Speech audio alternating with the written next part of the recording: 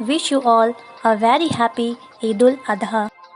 آج عید الاضحیٰ ہے جو قربانی کا تہوار ہے جسے پوری دنیا میں اسلام دھرم کے ماننے والوں دوارا منایا جاتا ہے۔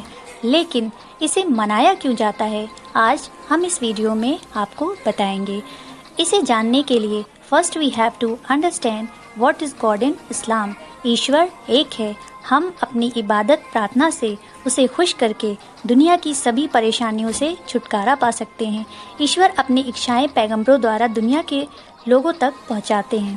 یہاں پر کچھ ٹرمز ہیں جنہیں جاننے کے بعد آپ اس فیسٹیول کے ریزن کو بہت اچھے سے سمجھ پائیں گے۔ پروفٹ، پیغمبر جن کے دوارا ایشور اپنی اچھا لوگوں تک پہنچاتے ہیں۔ حکم، دیٹ از ایشوریہ آدیش۔ کائنات، یونیورس۔ ذبح، یہ اینیمل سیکریفائس کرنے کا اسلامک لا ہے۔ اسلامک لا کے انوسار اینیملز کو سیکریفائس کرنا۔ Eid means festival and Adha means offering. Now qurbani reason. بات 4000 سال پرانی ہے۔ پروفٹ ابراہیم جن کی کوئی سنتان نہیں تھی، وہ اپنی ساری زندگی دن رات رو رو کر دعائیں مانگتے رہے، پرارتھنا کرتے رہے کہ مجھے ایک اولاد دے دے میرے رب۔ دن رات اٹھتے بیٹھتے سوچتے جاگتے رو رو کر دعا مانگتے رہے، اور ایک دن وہ رو رو کر اللہ سے کہنے لگے کہ یا رب، میں تو اب بوڑھا بھی ہو گیا ہوں، لیکن میری خواہش ہے کہ میری بھی ایک اولاد ہو۔ اللہ نے ان کی سن لی اور ان کی پتنی حضرت ہاجرہ نے ایک بہت خوبصورت بیٹے کو جنم دیا جس کا نام اسماعیل رکھا۔ پھر اللہ نے حکم دیا کہ اپنے بیٹے اور پتنی کو مکہ میں چھوڑاؤ۔ حضرت ابراہیم ان دونوں کو مکہ میں چھوڑ آئے۔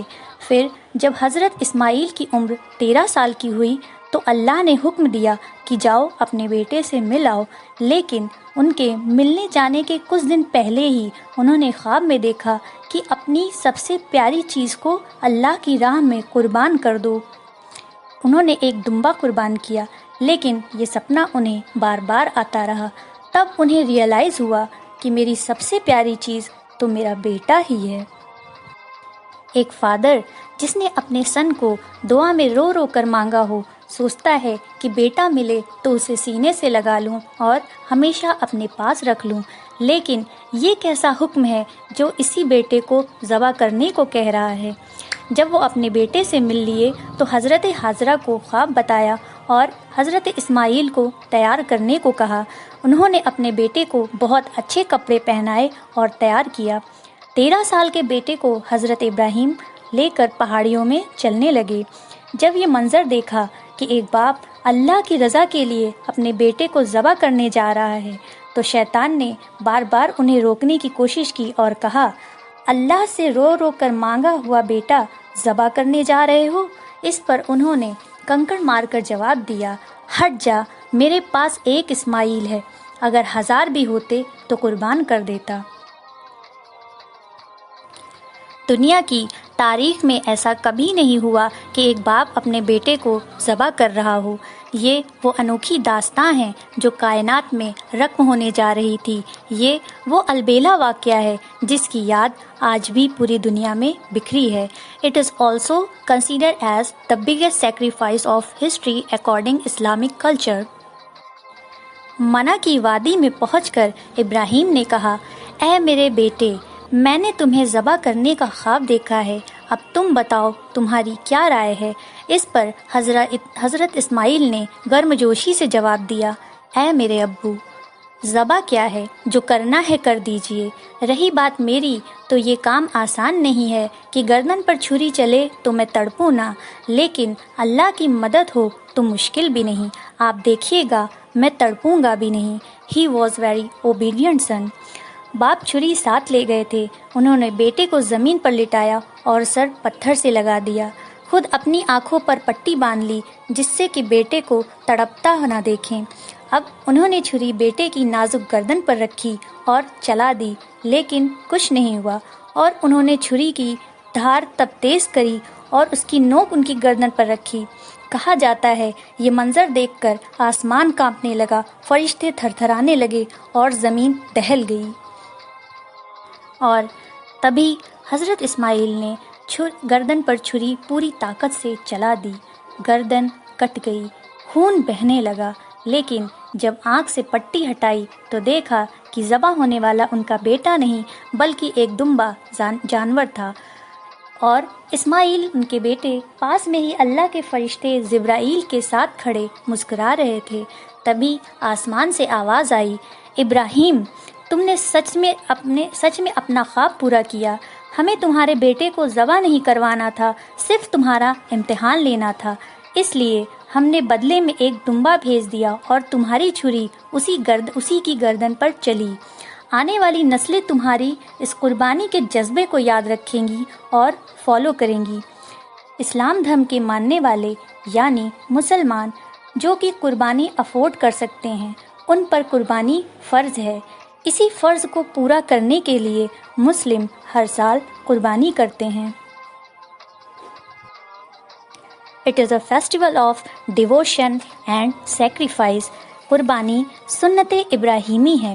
یہ اس جذبے کو زندہ رکھنے کے لیے ہے کہ دوسرے کی بھلائی کے لیے اگر آپ کو اپنی سب سے پیاری چیز بھی دان یا قربان کرنی پڑ جائے تو کر دیجیے، یہاں تک کہ اگر مانوتا کی بھلائی اور بہتری کے لیے اپنی جان کی بازی لگانی پڑے، قربان کرنا پڑے تو ذرا بھی نہ ہچکچائیں۔ اور آپ کی زندگی میں کتنی بھی پریشانیاں آئیں، کتنے بھی کڑے سے کڑے امتحان سے گزرنا پڑے، کبھی بھی ڈرے نہیں، اور ایک بار جو دృڑھ نشچے کر لیا ہے اس سے کبھی بھی پیچھے نہ ہٹیں۔ پروفٹ ابراہیم 3 دھرموں اسلام، کرسچینٹی اینڈ جوڈازم، ان تینوں میں ایک بہت ہی امپورٹنٹ فگر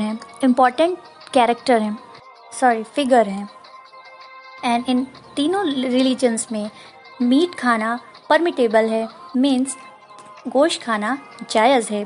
اسی لیے یہ حکم ہے کہ قربانی کے گوشت کا ایک حصہ اپنے پاس رکھیں، باقی 2 حصے غریبوں میں جو قربانی کو افورڈ نہیں کر سکتے ہیں یا ضرورت مند ہیں ان تک پہنچایا جائے، انہیں دان کیا جائے۔